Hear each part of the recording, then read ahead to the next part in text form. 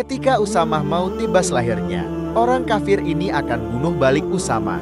Tapi si kafir ini kalah dan tersungkur.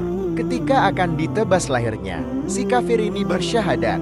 Usamah mau tebas, ragu dan bimbang. Akhirnya dia ditebas. Si kafir ini oleh Usamah.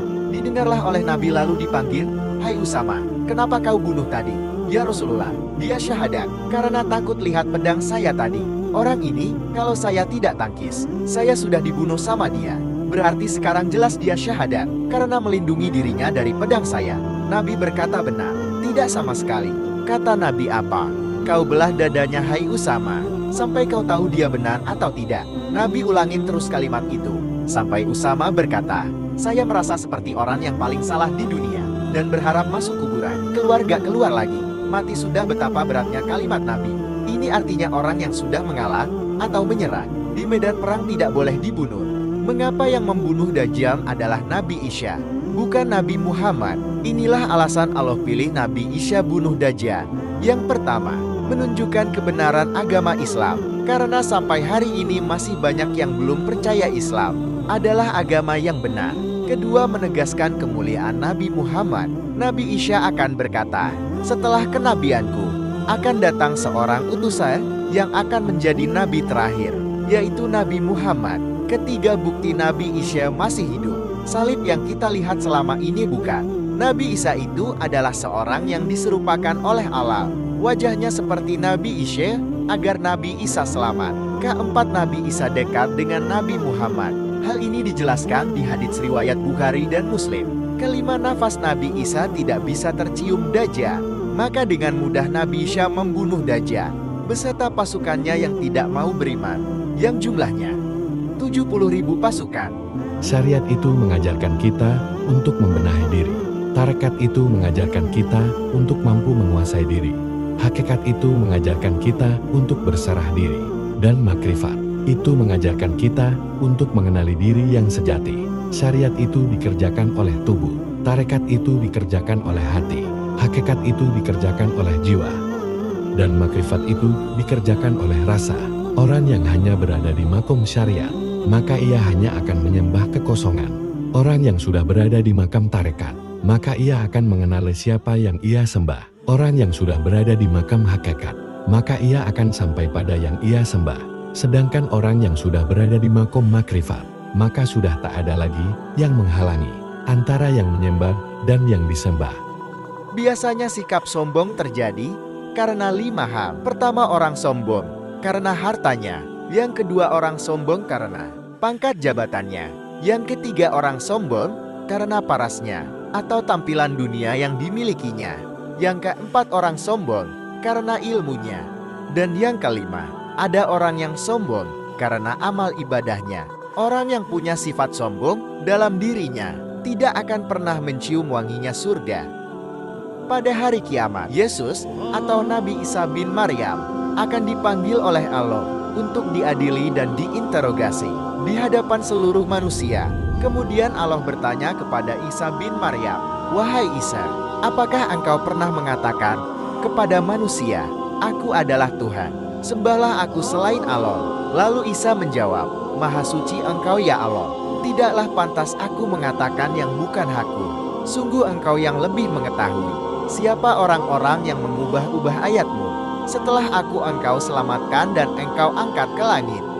Ketampanan wajah Nabi Yusuf yang membuat kaum para wanita di istana mabuk kepayang melihatnya. Begitu juga Sulaikha yang kesehariannya menyaksikan ketampanan Yusuf alaihi salam hingga hilang akal sehatnya. Berkali-kali Zulaikha menggoda Nabi Yusuf untuk memadu kasih dengannya, dan setiap itu pula Yusuf alaihi salam menolaknya. Hingga suatu ketika, Zulaikha betul-betul sudah tertutup oleh hawa nafsu yang menggebu. Ia menjebak Yusuf alaihi salam di kamarnya. Di hadapan Yusuf alaihi salam, Zulaikha melepas pakaiannya.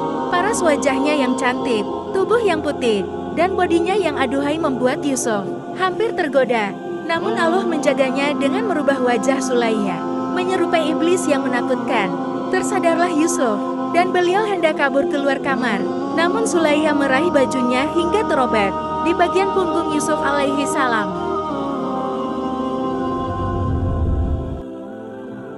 Kata Allah tidak tidaklah seorang menunaikan tahajud, kecuali aku berikan 4 hal, yang tidak diberikan pada yang tidak tahajud. 1. Kalau Anda kerjakan tahajud dengan benar, aku akan angkat karirmu di tempat yang paling tinggi dan paling indah terpuji. Jikalau Anda kerja karir naik cepat, gak usah pakai nyogok, gak usah pakai macam-macam, Allah angkat sendiri. Allah lembutkan hati orang-orang sekitarannya. Ya 2. Aku akan bimbing setiap dia mengawali pekerjaannya. Makanya orang yang dibimbing oleh Allah itu terasa mudah. 3. Kalau punya masalah diberikan jalan keluar yang terbaik dan benar. Ada pekerjaan susah diberi jalan keluar. Gak perlu melakukan tindakan-tindakan kriminalitas. Kalau orang tahajud semua gak ada korupsi katanya. Yang paling indah, ahli tahajud itu, kata Allah, kalau dia diganggu, disengi, dijahili dalam kehidupannya, aku langsung yang akan menolongnya. Demi Allah saya katakan, catat kalimat saya ini, kalau Anda ikhlas karena Allah, maka akan terjadi perubahan dalam hidup kita. Nabi Musa sangat kagum akan kehebatan Nabi Muhammad, sampai Nabi Musa bertanya kepada Allah, "Ya Allah, betapa hebatnya Nabi Muhammad, betapa hebatnya kekasihmu itu. Tolong beritahu kepadaku, kehebatan yang luar biasa apa wahai Allah, dibanding aku sebagai Nabi dan Rasul juga." Kemudian apa kata Allah? "Musa, kau tidak bisa melawan kekasihku." Kemudian Allah berkata kepada Nabi Muhammad, "Wahai kekasihku Muhammad, apa yang akan membuatmu ridho? Apa yang akan membuatmu senang?" Lalu apa kata Nabi kita Muhammad Sallallahu Alaihi Wasallam? "Satupun ya Allah, umatku jangan ada yang masuk neraka. Kalau itu yang engkau inginkan wahai kekasihku, aku beri." Lalu Rasulullah bergembira dan senang. Betapa agungnya Nabi Muhammad, betapa mulianya Nabi Muhammad. Dengan kisah ini, yang membuat Nabi Adam dan Nabi Musa mereka berkata, "Ya Allah, ambillah pangkat kenabian dan kerasulanku, dan angkat aku menjadi umat Nabi Muhammad, agar aku dekat dengan asal segala sesuatu." Suatu kisah Syekh Hasan Al-Basri mengunjungi seorang sufi besar, namanya Habib Ajami. Pada saat sholat, Habib Ajami disuruh jadi imam. Tapi ketika mengimami sholat, Syekh Hasan Basri pusing akan bacaan sholatnya yang tajwidnya rusak, panjang pendeknya kacau gak karuan, menjadikan Hasan Basri tidak khusyuk sholatnya. Akhirnya mufarokon atau sholat sendiri, memisahkan diri dari imam. Tapi malamnya, Syekh Hasan Basri bermimpi, dapat peringatan langsung, "Hasan, jika saja engkau berdiri di belakang Habib Ajami dan menunaikan sholatmu, niscaya kamu akan memperoleh keridhoanku, dan sholatmu akan memberi manfaat yang jauh lebih besar dari seluruh sholat dalam hidupmu. Kamu mencoba mencari kesalahan dalam bacaan sholatnya, tapi kamu tidak melihat keikhlasan, kemurnian, dan kesucian hatinya. Ketahuilah aku lebih menyukai hati yang tulus daripada tajwid yang sempurna." Jadi ini kata Al-Quran sendiri. Ya, kata Al-Quran sendiri.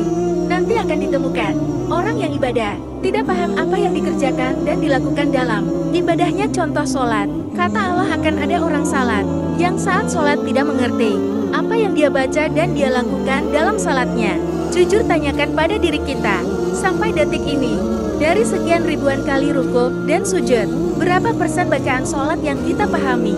Jangan-jangan kita rukuk, tapi nggak ngerti yang dibaca, sujud tak paham yang diungkapkan. Bagaimana bisa khusyuk?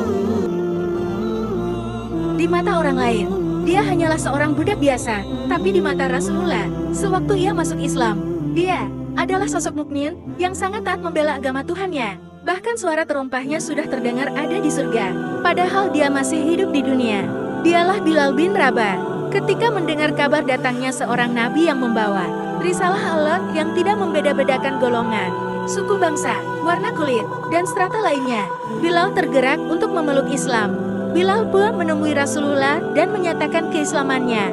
Suatu hari Rasulullah bertanya kepada Bilal, "Sewaktu aku bermiruh ke Sidratul Muntaha, dalam perjalanan, aku mendengar suara terompahmu di surga. Wahai Bilal, amalan apa yang engkau kerjakan hingga mendapatkan kemuliaan itu?" Dengan sikap tawadhu, Bilal menjawab, "Hamba bukanlah apa-apa ya Rasulullah. Saya hanya menjaga diri saya selalu dalam keadaan berwudu. Jika saya batal, maka saya akan kembali berwudu dan mengerjakan sholat sunnah 2 rakaat setelahnya." 5 tempat tinggal yang disukai jin. Sesungguhnya jin sangat takut kepada manusia. Justru ketakutan manusialah yang membuat jin dan setan tak lagi takut kepada kita. Inilah tempat-tempat yang disukai kelompok jin bernaung. 1. Tempat tak berpenghuni. 2. Rumah. Jin muslim biasanya tinggal di rumah orang-orang beriman. Sebaliknya jin kafir biasa tinggal di rumah orang yang ahli maksiat. 3. Tempat tinggal jin selanjutnya yaitu di lubang-lubang. Oleh karena itu jangan sekali-kali kita buang air panas di lubang got atau di lubang kamar mandi. 4. Pasar-pasar juga menjadi salah satu tempat yang disukai sebagai tempat tinggal jin. 5. Jin tinggal di tempat-tempat kotor seperti tempat sampah, toilet dan lain sebagainya. Semoga yang like dan subscribe dilindungi Allah dari gangguan jin dan setan. Amin.